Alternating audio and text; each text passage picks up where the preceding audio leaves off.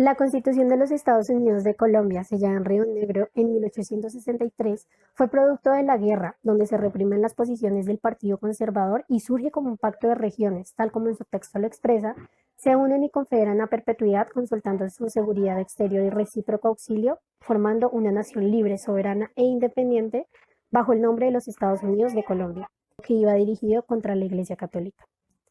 Se abolió la pena de muerte, se establecieron jurados de conciencia y se otorgaron plenas garantías a los ciudadanos. Se consolidó la separación de la Iglesia y el Estado, cuando ya se habían confiscado los bienes de manos muertas que poseía el clero, explotados por los siervos. Los estados soberanos se confederan, pero con una enorme desconfianza frente al poder central, conociendo las experiencias militares del pasado. Es por ello que la arquitectura acogida debilita el exceso, el gobierno central y entrega todo el poder a los estados soberanos.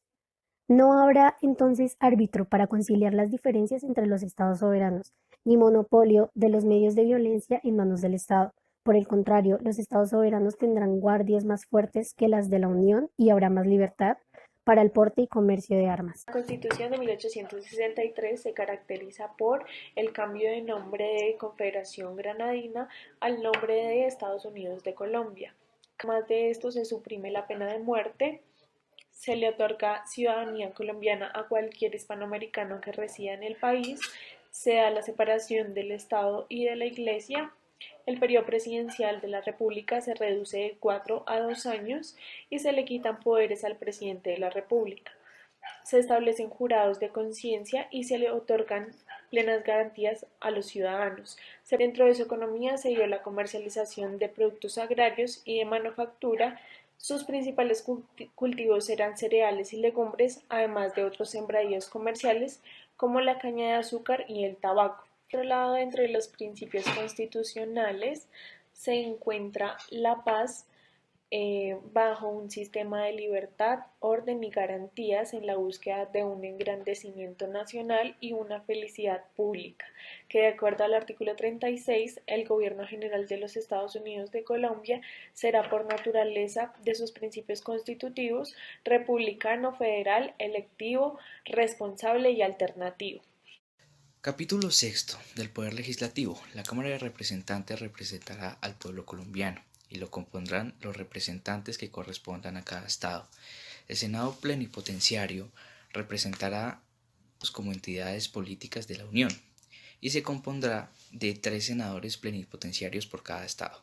Los senadores y los representantes gozan de inmunidad en su persona mientras participen de sesiones durante el tiempo de estas y mientras vuelven a sus casas. Son atribuciones del Congreso las decisiones sobre las tropas, ya sea por mar o tierra, autorizar al presidente para declarar la guerra a otra nación, crear los empleos que demande el Servicio Público Nacional, pero ni el Congreso ni las cámaras legislativas por separado podrán delegar ninguna de sus atribuciones. Las atribuciones del Senado son aprobar el nombramiento de secretarios de Estado, aprobar las instrucciones del Poder Ejecutivo, decretar las suspensiones del presidente de los estados o de los secretarios de Estado y ponerlos a disposición de la Corte Suprema Federal, conocer las causas de responsabilidad ante el presidente y del presidente de los Estados Unidos de Colombia, los secretarios de Estado, los magistrados de la Corte Suprema Federal y el Procurador General de la Nación. Capítulo 7 del Poder Ejecutivo. El Poder Ejecutivo lo ejerce el presidente de los Estados Unidos de Colombia. En caso de falta absoluta o temporal del presidente de la Unión, asume este título uno de los 3 designados por mayoría absoluta.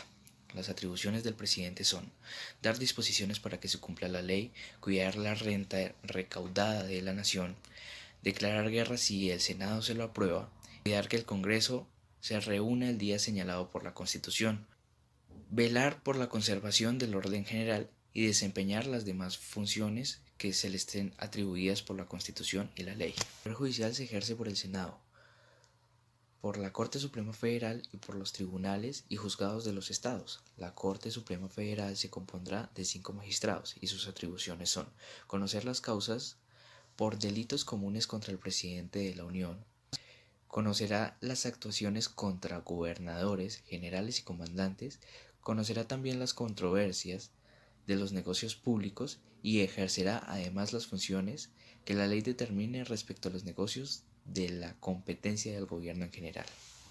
Esta constitución fue que hubo una escasa confianza en la justicia como tercera parte imparcial, pues su origen era bastante político. El predominio del Partido Liberal acentuaba ese carácter. Esto se replica en el poder electoral cuando generaba reglas sobre las elecciones y el conteo de votos, costumbres electorales que se tildaban de zapistas en los años 70, cuando se acuñó por primera vez el lema "el que escruta elige".